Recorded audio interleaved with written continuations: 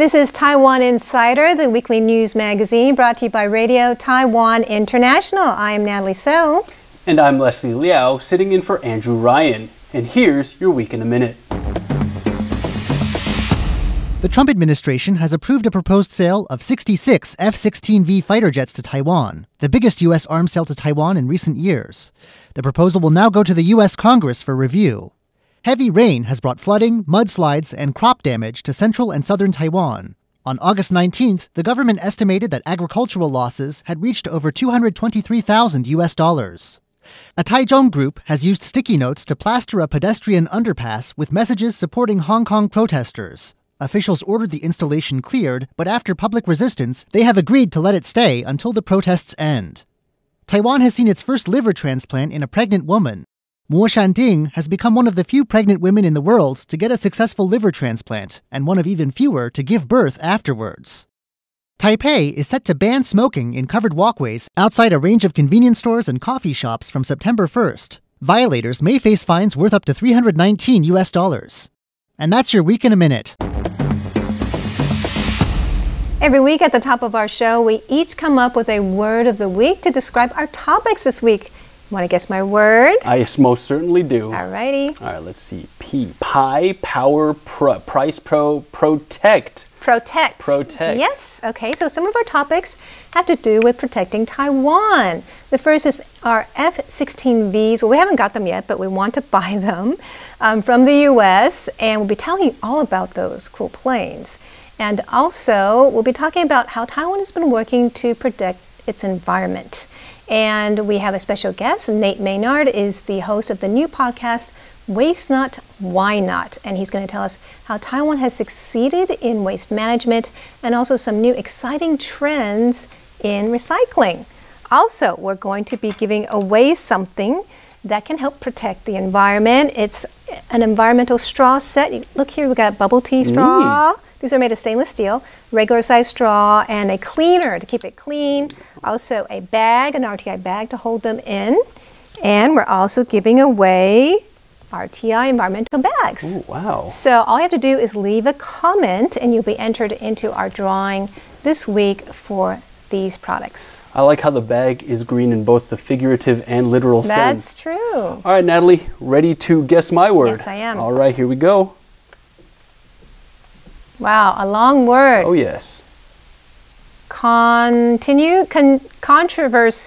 Controversial is my word, because we're going to be talking about a lot of controversial topics, such as the U.S. arms sale to Taiwan, which is controversial depending on where you're standing from. And we're also going to be talking about plastic use and waste management, which has been a controversial topic that's evolved over the past, I want to say, 3 or 4 decades. Lastly, in Hashtag Taiwan, I'm going to be telling you about a Disney movie that's been mired in controversy. And actually, you know what? While you're here, have a look at this picture. Do you know where that is? Well, it's actually going to be a travel destination we're going to recommend to you at the end of our show. Where in Taiwan is that? Well, you'll have to stick around to find out. And now we turn to our top story. This week, U.S. President Donald Trump approved the sale of 66 F-16Vs to Taiwan. This $8 billion arms package is a major deal, as the last time Taiwan bought F-16s from the U.S. was 27 years ago. All that's left now is for Congress to approve, and Congress is expected to support the package. China, of course, has lodged a complaint and requested that the U.S. cancel the sale and threaten consequences. Taiwan, on the other hand, is very glad to receive the F-16s, and let's take an in-depth look at the F-16Vs that Taiwan wants to buy. Introduced in 2012, the F-16Vs are upgraded variants on the original F-16 fighter. The V stands for Viper. Flight systems, infrared targeting, and radar imaging have all been upgraded with touchscreen interfaces in the aircraft's cockpit.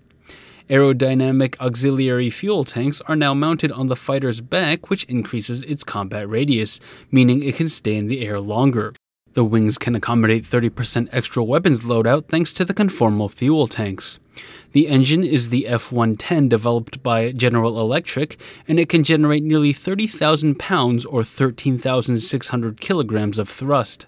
Lastly, the F-16V uses an advanced AESA radar array, which can lock onto multiple targets at once. Those fighter jets look really impressive. And now we're going to turn to one of the ways that many people are impressed by Taiwan, the way Taiwan deals with its trash. Today we have a guest host for Taiwan Explained. Nate Maynard is the host of the new podcast, Waste Not, Why Not? And he sat down with Andrew Ryan to explain how Taiwan found success in dealing with a trash crisis.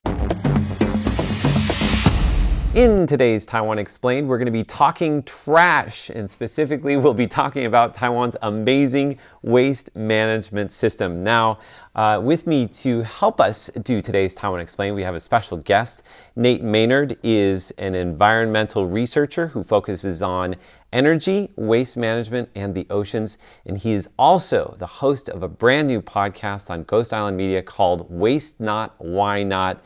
Welcome to the show, Nate. Thank you, Andrew. Thank you for having me. And today you're going to be talking trash. Why is trash such an important issue for you and for Taiwan right now? Well, I think trash is something that you can't help but notice when you're in Taiwan because there's no litter. There's also no trash cans. And trash is sort of the other half of environmentalism. It's what causes air pollution, water pollution, and it really affects our daily lives. It's something that people think about constantly. And especially you, I mean, you're constantly thinking about this because this is your job, right? Yes, that's correct. I'm a researcher at the Zhonghua Institution for Economic Research, where I work on garbage analysis and also renewable energy issues for both the public and the private sector. So you're good at talking trash. I talk trash all the time. Awesome. Well, I'm looking forward to your explainer. We have 60 seconds on the clock. Okay. Are you ready? I'm ready. All right, go. In the early 90s, Taiwan had a waste collection rate of just 70%. That means that 30% of Taiwan's garbage was entering the environment and also probably likely entering the ocean. The government wanted to respond by creating landfills all throughout Taiwan to solve the waste management crisis. But in doing that, people began to protest. No one wanted to have a landfill next to their home. Then the government responded with waste incinerators. They had planned 36, they only ended up building 25 due to people protesting. They didn't want waste incinerators near their home and they wanted to deal with garbage in another way. That was through recycling. So the government began to work with NGOs, community groups, and the Environmental Protection Agency to create new waste management laws, the most important of which was extended producer responsibility, where companies had to pay into a recycling fund for each product they created. So by having to pay for the garbage they generate, they create financial solutions to support recycling industries and to deal with the waste management problems. Very good. You finished that in like 1 minute and 1 second. I've had a lot of practice. So thank you so much for joining us. That's today's Taiwan Explained. Now, many countries look to Taiwan as a model when they want to turn around their trash situation. Taiwan went from a 1% recycling rate in 1998 to a 53% recycling rate in 2017. How did Taiwan go about encouraging its citizens to recycle? Well, Andrew spoke with Nate about the past, present, and future of Taiwan's waste management industry. Nate explains the reasons for Taiwan's success.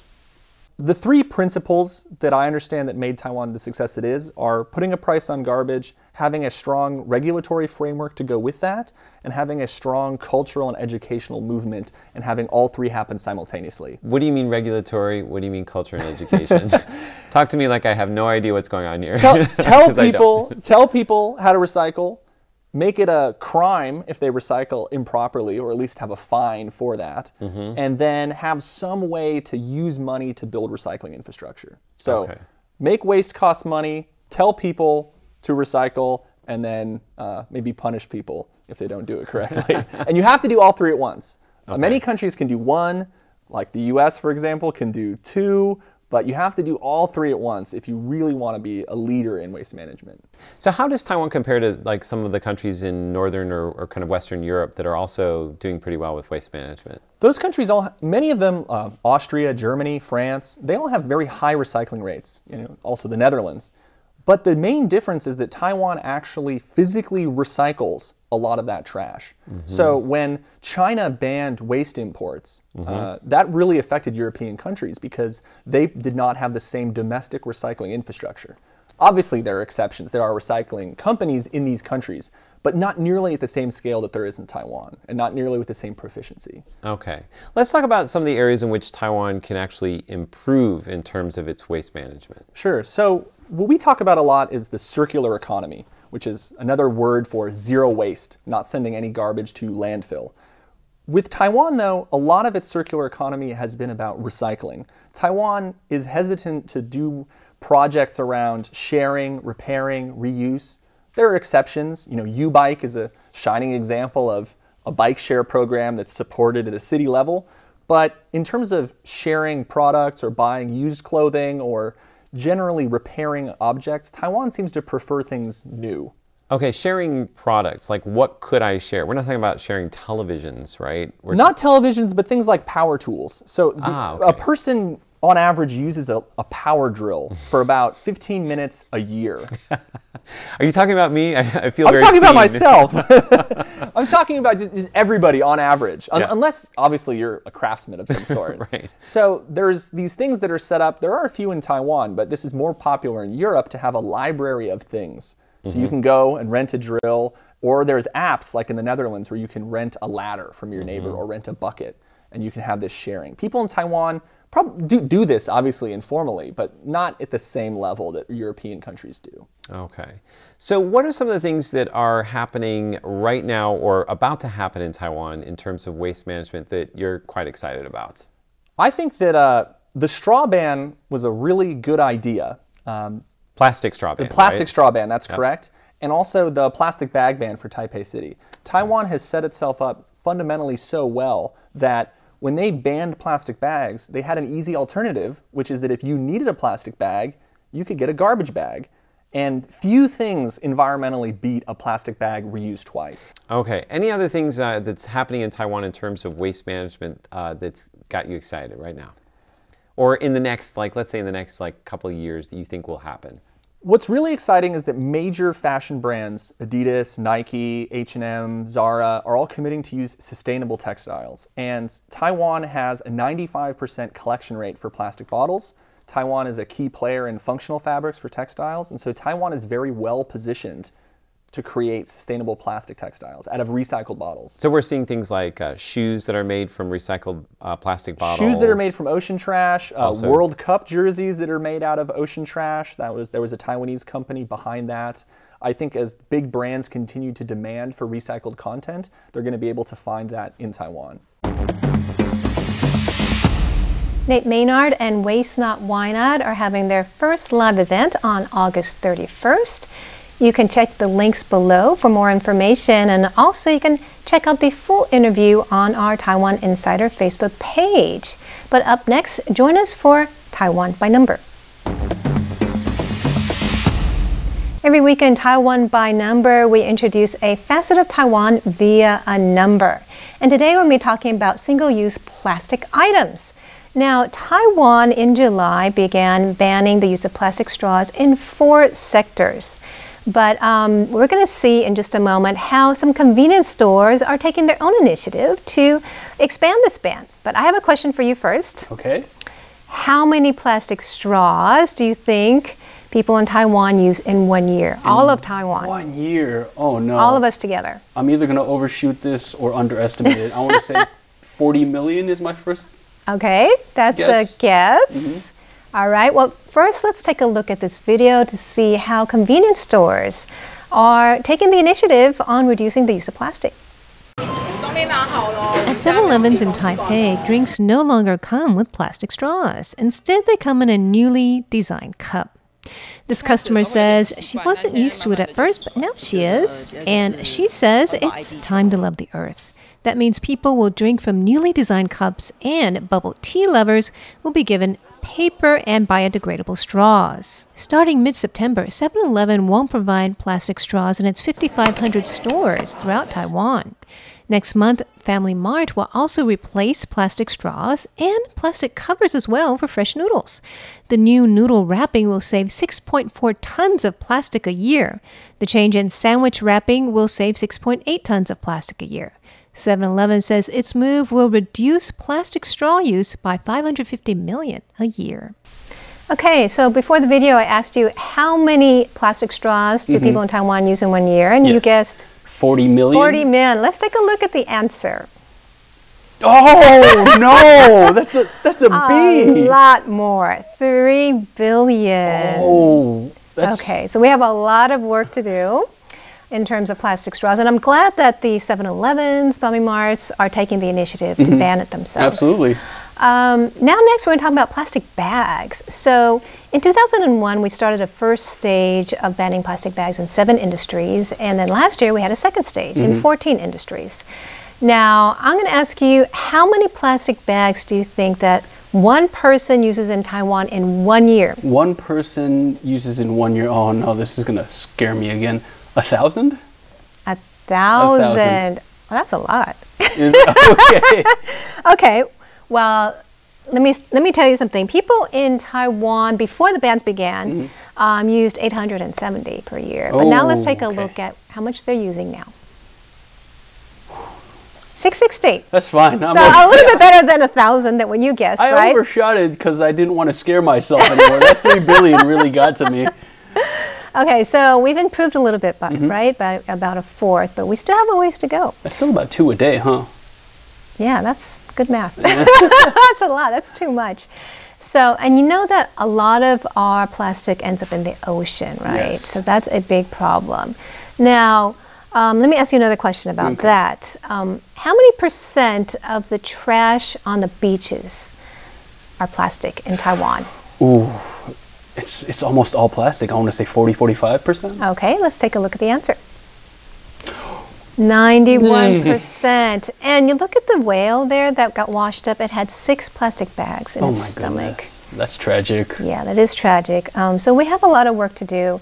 And the goal has been set by the government to ban all single-use plastic items, including straws, cups, utensils, and bags by a certain year.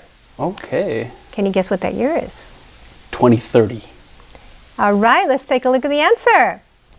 You knew the answer! Good for you! That was a full-on gut guess. Are you serious? Yeah, full-on guess. Well, good for you. You're on the same wavelength as the government. Great. And we are also, don't forget, we're giving away these awesome environmental straw sets, awesome bags. So remember to leave a comment, and you'll be entered in our drawing this week. We hope to give you some great environmental products to cut down on the use of plastic. Now stay tuned for our next segment where we check out what's happening on social media, #Taiwan. This week on #Taiwan, RTI social media guru Leslie Liao tells us what's trending on social media. Right, and usually if Andrew were here, he'd ease us into the topic, but I'm going to jump right in this week. Now, everybody knows I like to keep #Taiwan light and breezy, but I have to jump right back into controversial territory. And these days, it doesn't get much more controversial than what's happening in Hong Kong. I have a question for you, Natalie. Do you like Disney movies? Of course. So you might remember Mulan, which is an animated Disney movie. Right. And now Disney is remaking a lot of their animated films into full-length live-action features.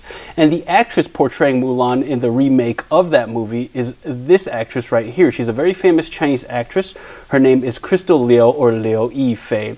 Now you might be asking me at this point, Leslie, what does Hong Kong have to do with Mulan and Disney?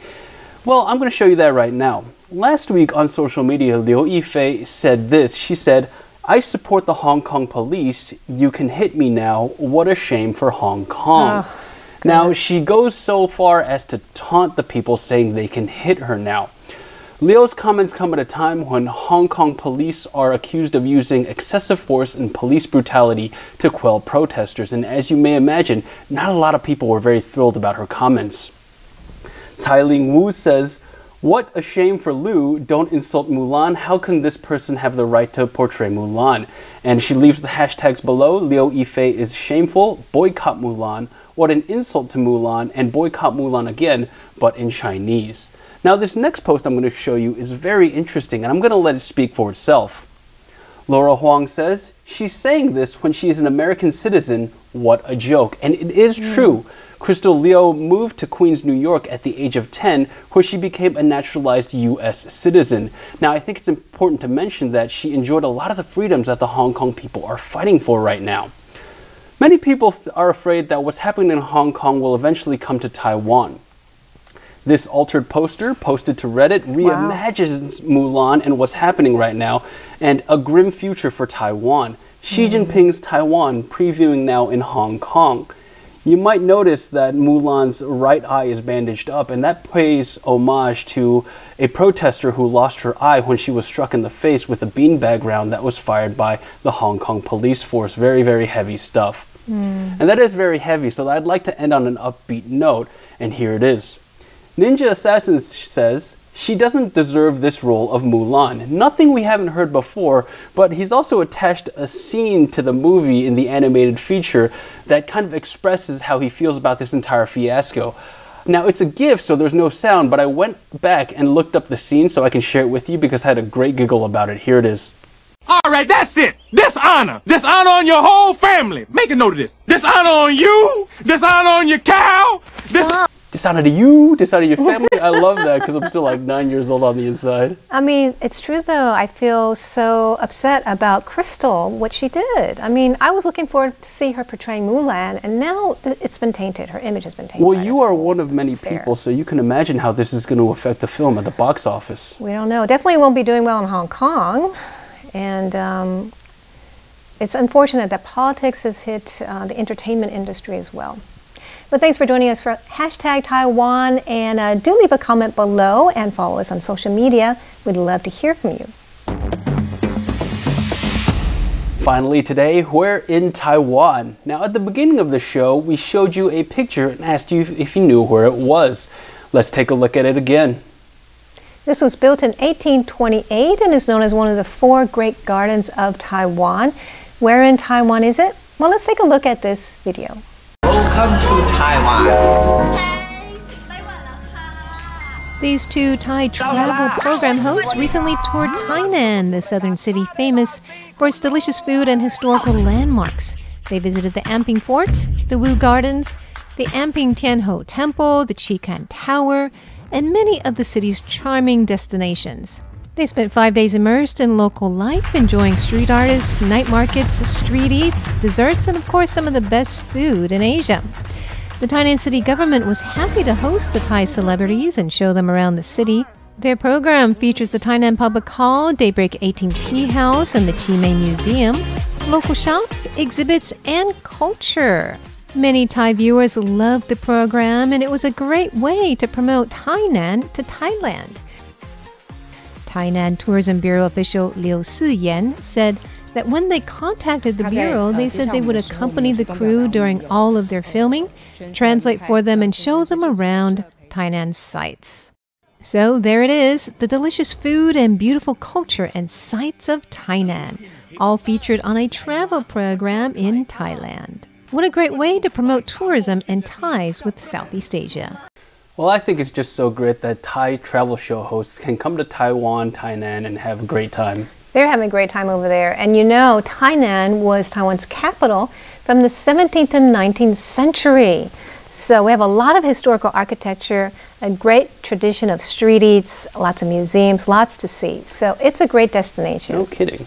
Well, we hope you enjoyed this inside look at Taiwan this week. Don't forget we're giving away 3 sets of reusable straws and an environmentally green tote bag. So leave a comment below, tell us what you think about this episode, tell us what you're doing to save the world, and we'll be selecting 6 lucky winners. For Taiwan Insider, I'm Leslie Liao. I'm Natalie So, and we'll see you next week.